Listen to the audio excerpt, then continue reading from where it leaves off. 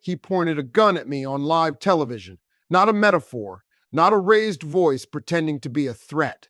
An actual licensed pistol, pulled out of a $5,000 jacket, aimed at my chest in front of 180 people and a national audience. What most people don't know is that the gun wasn't even the worst thing that happened to him that day. The worst thing happened 3 weeks later in a press conference his own daughter called. When she stood in front of every camera that had once loved her father and said one sentence that ended him faster than any courtroom ever could.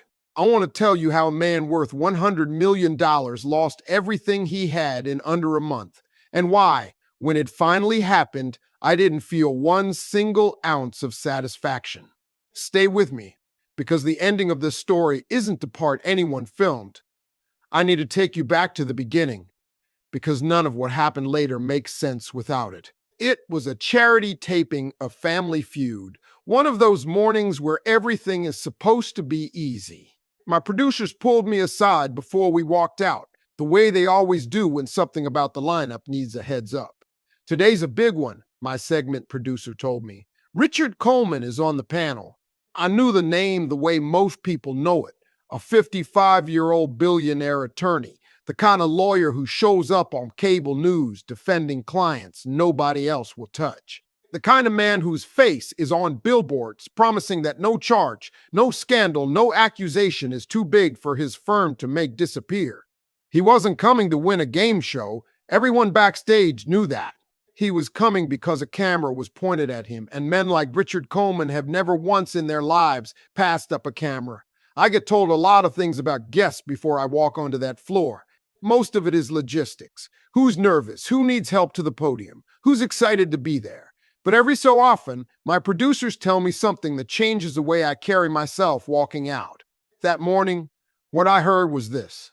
Richard Coleman didn't need the charity money. He didn't need the exposure. Technically speaking, he already had more of that than any 10 men could use. What he needed, my producer said carefully, was a stage big enough to remind the country exactly how untouchable he believed himself to be. A game show to a man like that isn't entertainment, it's an audience. He brought his wife, elegant and quiet, the kind of quiet that made me wonder what it costs a person to stay that composed for that long. And he brought his daughter, 22 years old, poised in a way that looked practiced rather than natural, like someone who had spent her whole life learning how to sit up straight in rooms where her father was the loudest person present. I want to be honest about something before I go further. I don't walk onto that stage assuming the worst about anybody. I've hosted guests who were nervous, guests who were rude, guests who were simply having a bad morning in front of cameras they didn't ask for. I give people room. That's part of the job. But Richard Coleman didn't need room. He needed an audience, and he'd brought his own microphone in the form of pure, uninterrupted confidence. I walked out that morning the way I walk out every morning, open, ready to host a good show for a room full of people who'd earned a good one. I wasn't looking for trouble. I never am. But I've hosted long enough to recognize a certain kind of guest within the first 30 seconds of watching them settle into their podium. The ones who scan a room not to see who's there, but to calculate who in it is beneath them. Richard did that scan before the cameras had even finished their countdown. If you've ever watched someone walk into a room like they already own it, comment, "I know that" type below.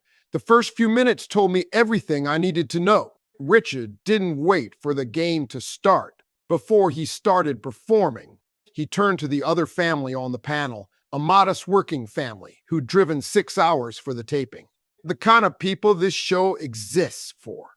And he looked them over like they were furniture in a house he was thinking about renovating.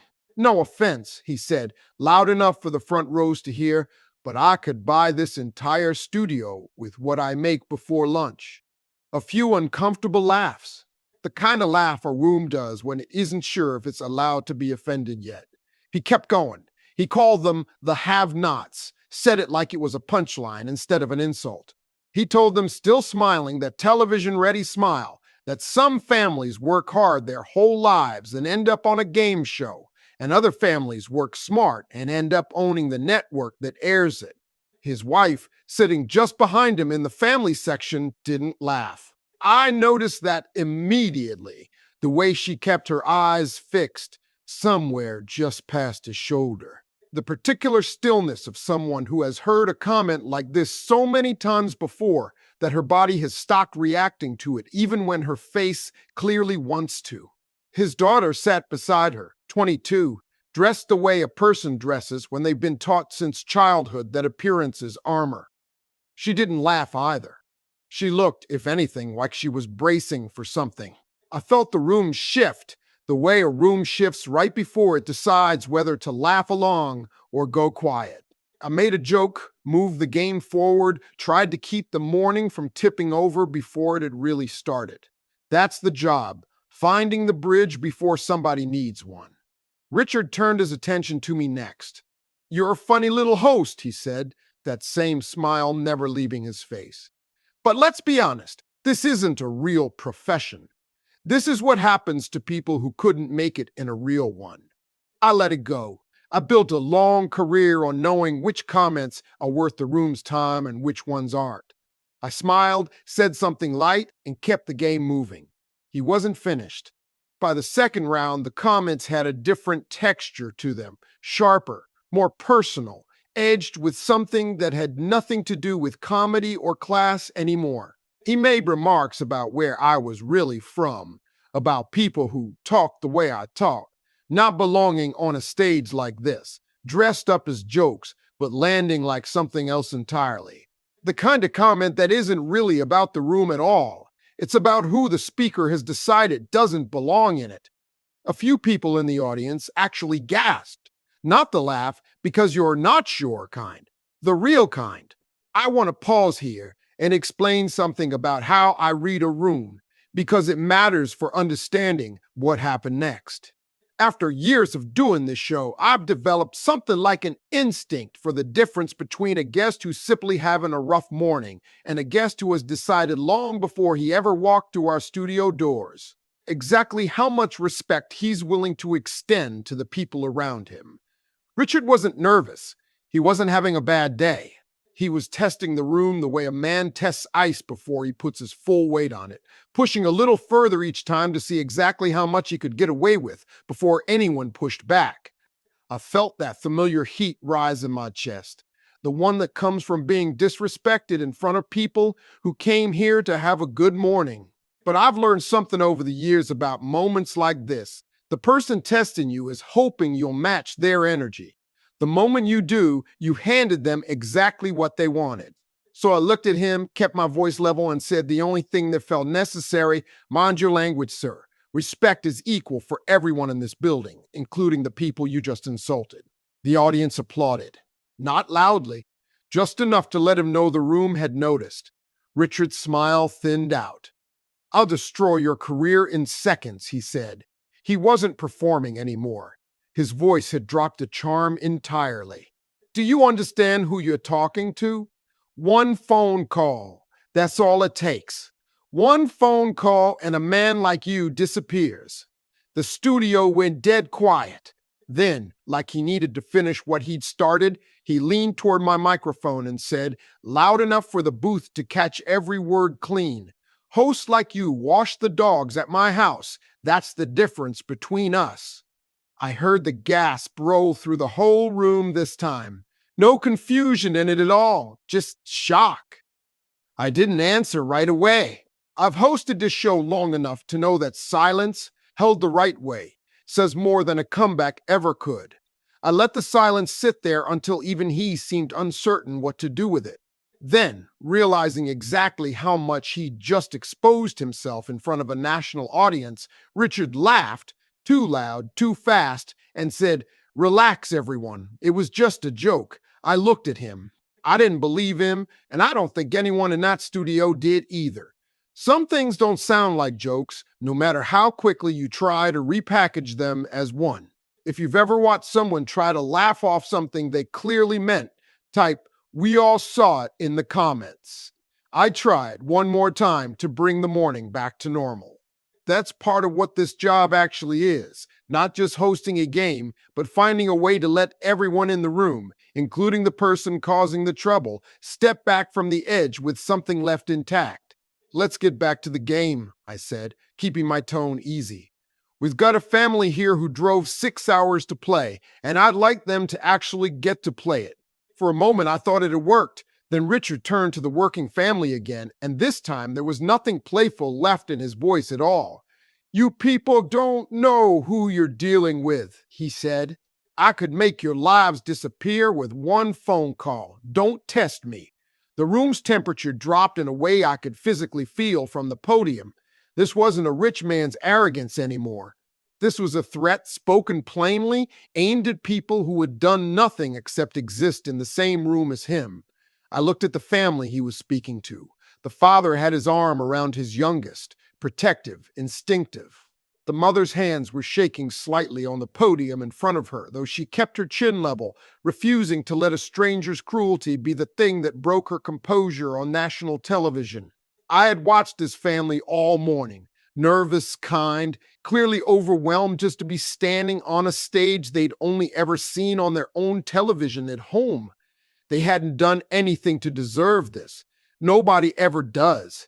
I stepped in immediately, because that's not something I let happen on my stage. Not to anyone. One more threat, I said, my voice steady but unmistakably firm, and I will have security escort you out of this building. I have hosted this show for a long time, and I have learned to read a room the way a sailor reads. What happened next, I felt coming half a second before it did.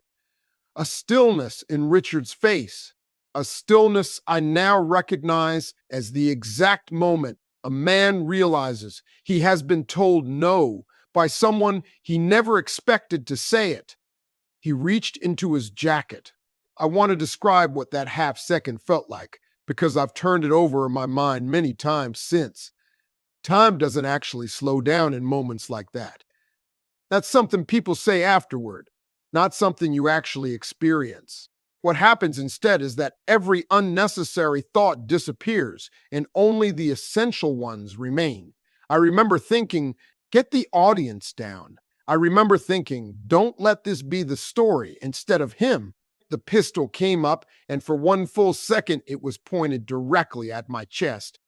I didn't move. I didn't reach for anything.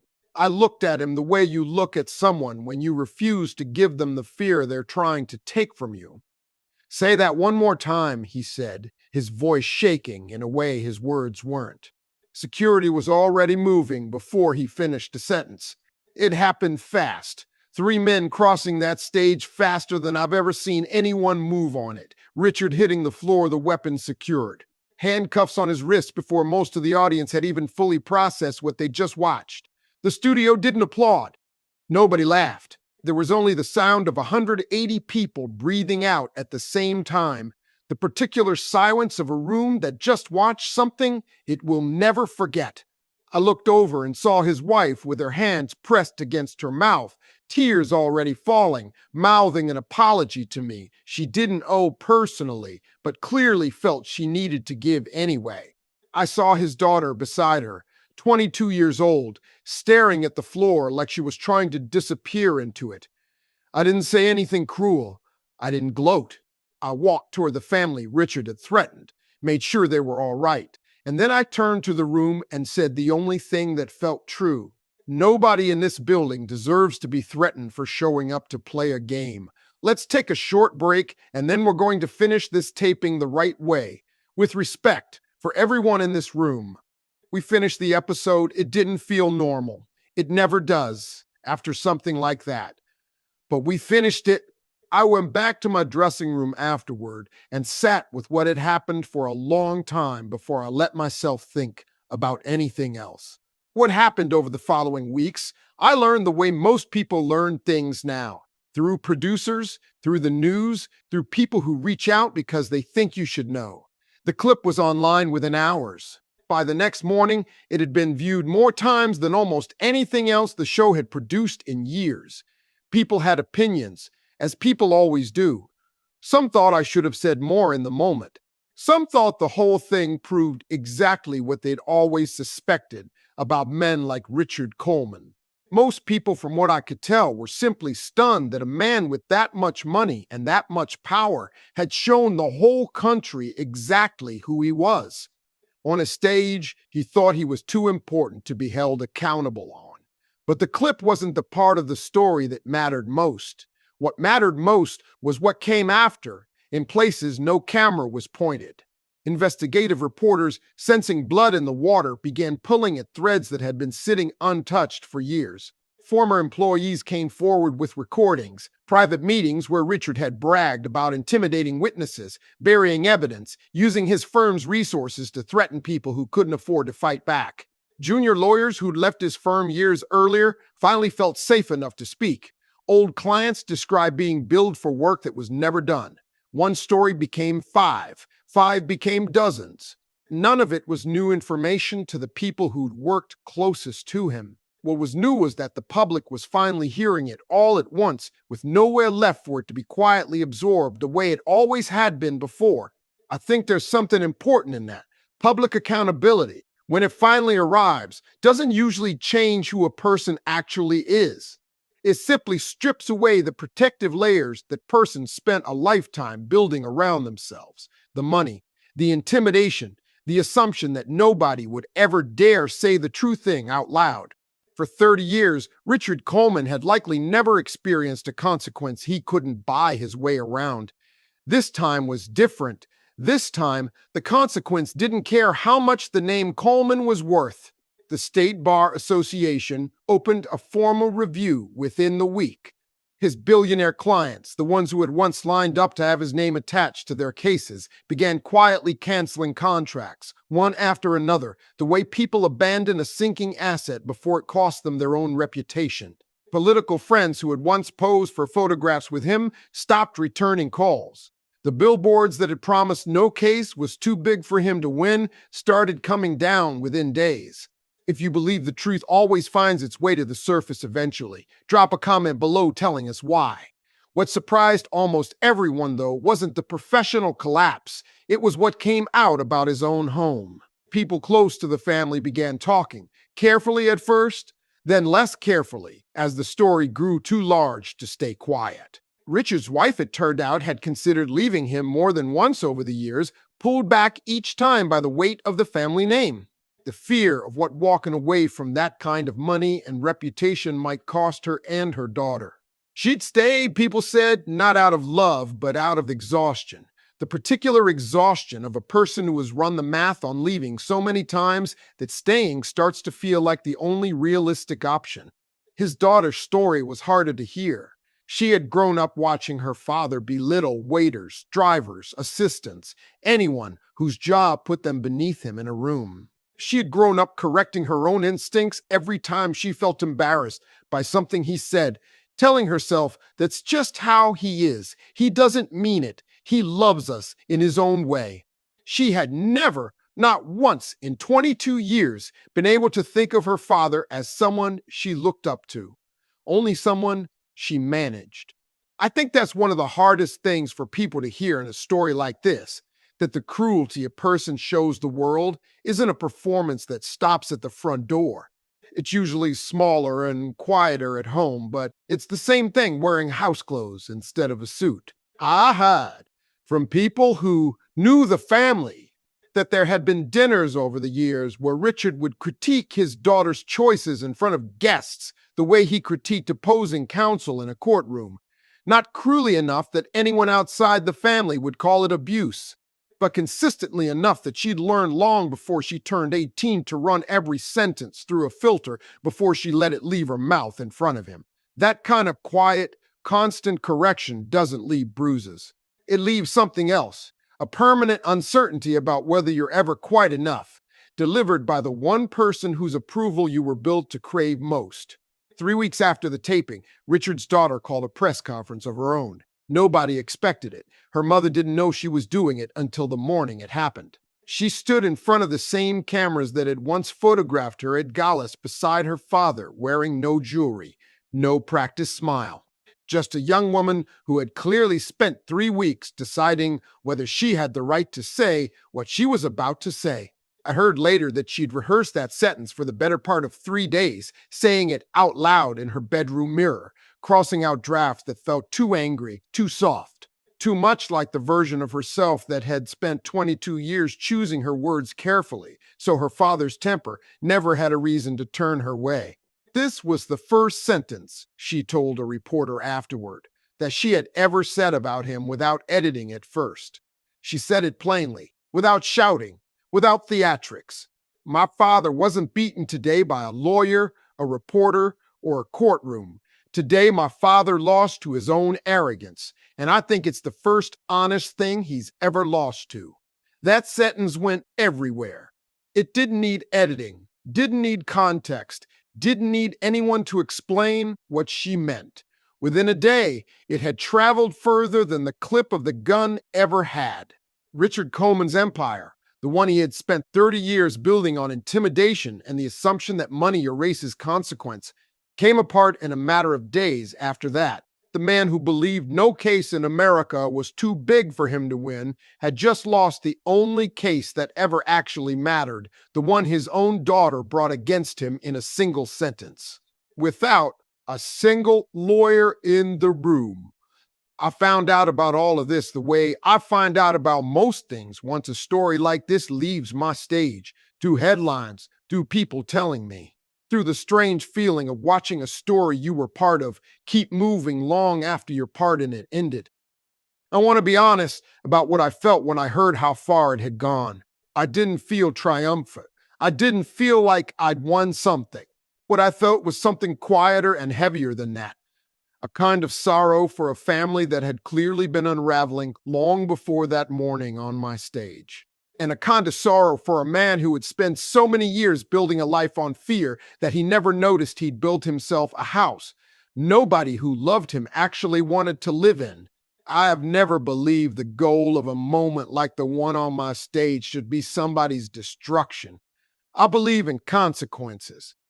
What happened to Richard Coleman wasn't something I did to him. It was something his own choices did to him, one thread at a time, in front of the entire country, whether he was ready for the world to see it or not.